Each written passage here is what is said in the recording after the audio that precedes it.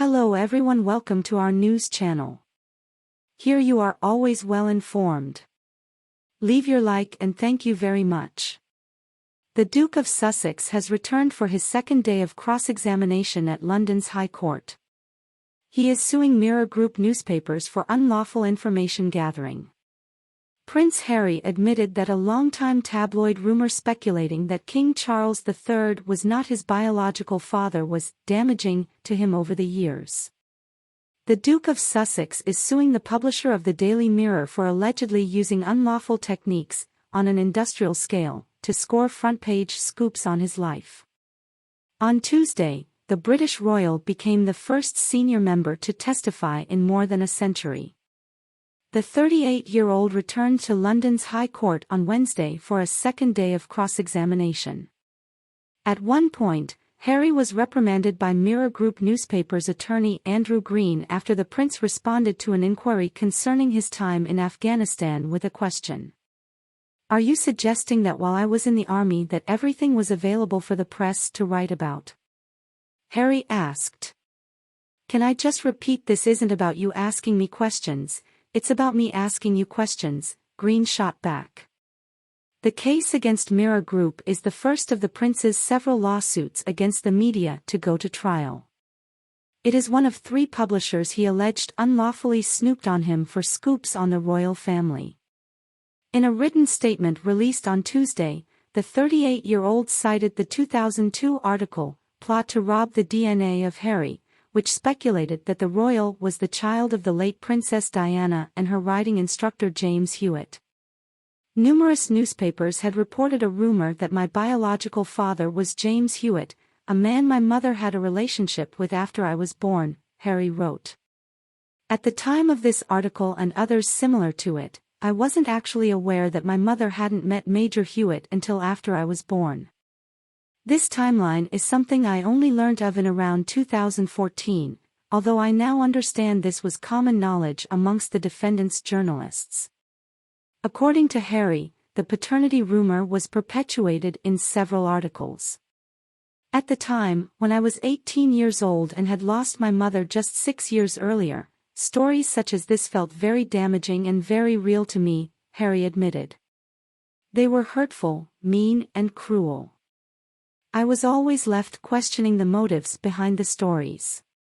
Were the newspapers keen to put doubt into the minds of the public, so I might be ousted from the royal family?" Harry accused the article's writer, Dean Rousewell, of having a history of using unlawful information gathering techniques.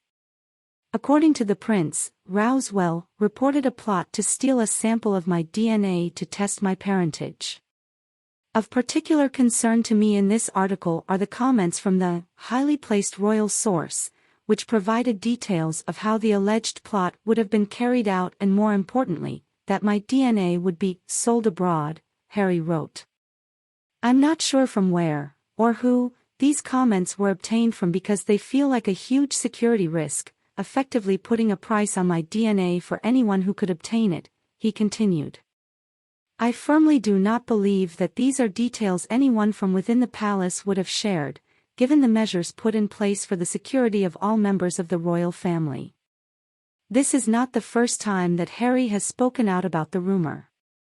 In his memoir, Spare, which was published in January of this year, Harry described how his father, 74, once made sadistic jokes about the painful gossip. For Harry, it was no laughing matter. "Pa liked telling stories, and this was one of the best in his repertoire," Harry wrote. "He'd always end with a burst of philosophizing. Who knows if I'm really the Prince of Wales? Who knows if I'm even your real father?" He'd laugh and laugh, though it was a remarkably unfunny joke, given the rumor circulating just then that my actual father was one of Mummy's former lovers, Major James Hewitt, Harry shared. One cause of this rumor was Major Hewitt's flaming ginger hair, but another cause was sadism. The press couldn't get enough of this joke, for some reason, Harry reflected. Maybe it made them feel better about their lives that a young prince's life was laughable. In 2002, Hewitt himself addressed the gossip. I have been aware for a while that the issue of Harry's paternity has been a major talking point, said Hewitt, as quoted by People magazine. There really is no possibility whatsoever that I am Harry's father. I can understand the interest, but Harry was already walking by the time my relationship with Diana began. The outlet noted that Hewitt and Diana reportedly did not meet until 1986. Harry was born in 1984. Admittedly, the red hair is similar to mine and people say we look alike, said Hewitt. Looking at the pictures, I would say he is a much more handsome chap than I ever was. He addressed the speculation once more in 2017 during an appearance on an Australian TV show. When asked if he could be Harry's father, Hewitt stressed, "No, I'm not. It sells paper," said Hewitt about the rumor. "It's worse for Harry, probably, poor chap." During his appearance on the witness box Tuesday, Harry told Green that he had experienced hostility from the press since I was born. The prince accused the tabloids of playing a destructive role in my growing up. Green apologized for the one instance Mirror Group has admitted to hiring a private investigator to dig up dirt on Harry, which was not among the claims he has brought. Mirror Group denies or does not admit to his other allegations. Green acknowledged that the Duke had lived a life of tabloid life intrusion, and then in a sympathetic tone set about dismantling his case. Taken back in time to his 12th birthday and onward through early adulthood, Harry was confronted with articles that he has complained about and asked to identify the source of wrongdoing by Mirror Group's journalists. Harry was forced almost immediately to acknowledge that he was not certain he read the 33 specific articles about him when they were published.